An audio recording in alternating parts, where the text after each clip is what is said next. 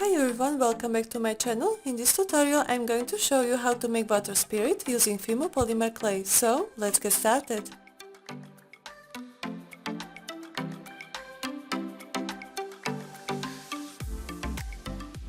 We start by molding the blue clay into a ball and then into a drop shape.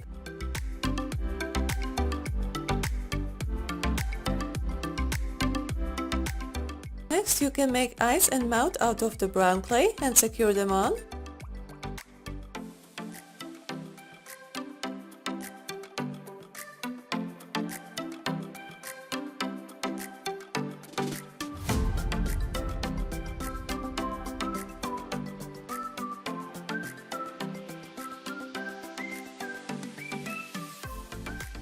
I decided to use pink clay to make the cheeks.